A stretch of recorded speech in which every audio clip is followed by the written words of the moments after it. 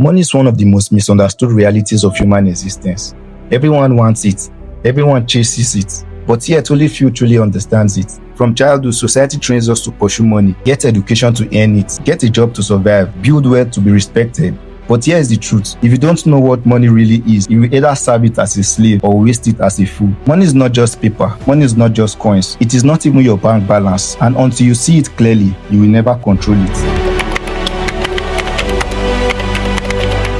Money operates in three key dimensions. Number one, medium of exchange. Money is the recognized authority that allows transactions to happen. Without it, trade collapses into confusion. It is the bridge that connects one person's value to another's need. Number two, store of value. Money is a container of labor and productivity. It holds the power of your work today and preserve it tomorrow. In this sense, money is not paper. It is the memory of your effort captured and saved. Number three, unit of account. Money gives definition to value. It brings order, measurement, and clarity to words. Without it, there is no standard to know if something is greater or lesser, cheap or costly. If this is all money is, then why do people sell their souls for it? Clearly, money is greater than economics.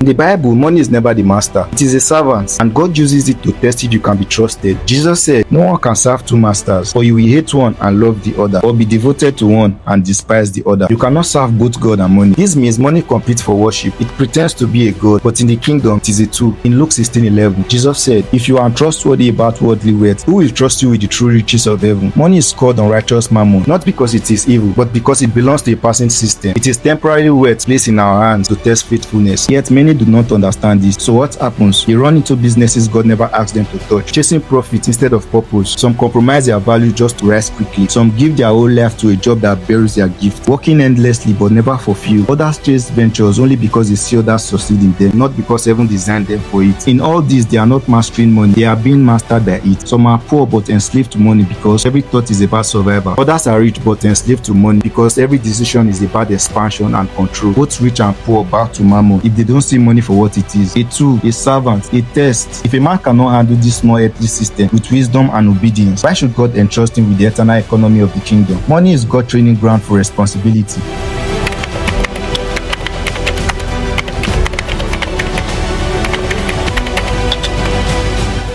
Money is a current, a spiritual energy. The word currency itself points to flow. Money flows like a river, always moving towards order, purpose, and stewardship. Wherever purpose is clear, money finds its direction. That is why people who live in confusion remain broke, because money doesn't flow into disorder. Spiritually, money is neutral. It takes on the spirit of the hand that holds it. In a greedy hand, it becomes a weapon of corruption. In a righteous hand, it becomes a tool for transformation.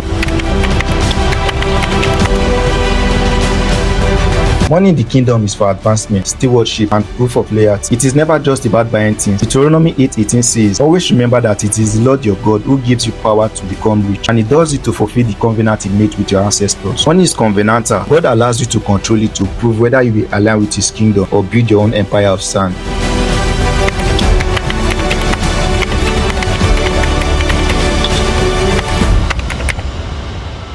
Money in God's design operates on law, diligence, integrity, generosity, and stewardship. That's why people can pray for money yet remain broke, because money doesn't respond to prayer alone. It responds to obedience and diligence.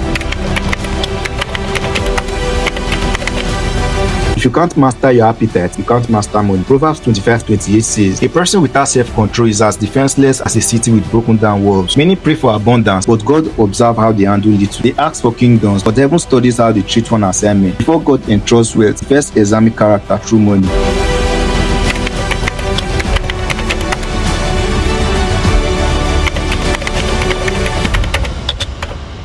Placed in a department or role that seems small, yet how you handle it is the measurement of your future that can be trusted to you. Do you complain, despise it, or serve faithfully? Heaven is watching. Trusted with resources that are not yours, whether in an office, a business, or an institution. Do you cut corners, misuse, or take advantage because no one is watching? This is heaven's way of weighing your honesty.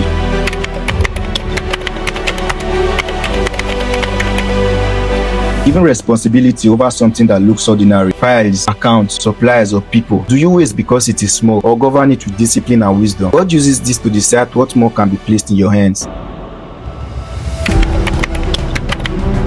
When you have little in your hand, do you withhold or share? Heaven measures your heart in how freely you can release, not in what you promise when more comes. trusted in unseen places, carrying roles no one else may notice? Do you act as though God is absent, or do you serve as though the throne itself is watching? That is true test of faithfulness. If you cannot steward a small job with honesty, how will you handle a company, an industry, or a nation's economy?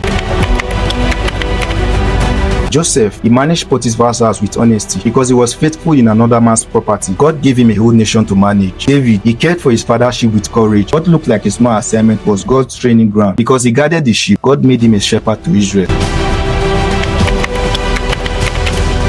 Judas, he was trusted with ministry money back, but he began to steal from it. His failure with small coins led him to betray the master for silver. Gehazi, he was meant to inherit Elisha's mantle, but when tested with Naaman's gift, he chose greed. That one act cost him his legacy and destiny.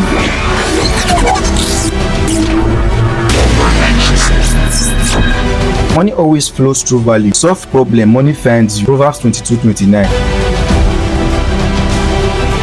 If you are not faithful in little, you will not be trusted in much. Luke 16:10-11. The more you release, the more you create flow. Proverbs 11:24-25. Money without kingdom alignment leads to ruin. Haggai 1:6. Money avoids disorderly lives. Budget and structure attracts increase. Proverbs 21:5. Money follows honor. Honor to God, honor to parents, honor to systems. 1 Samuel 2:30. Wisdom builds wealth. Foolishness destroys it. Proverbs 24:3-4. Money is not a god to worship. It is a test to govern. Fail it and you become a servant. Pass it and you rise into the true economy of the kingdom. So stop chasing money blindly. Instead, understand it. Master yourself. Walk in kingdom order and money will chase you.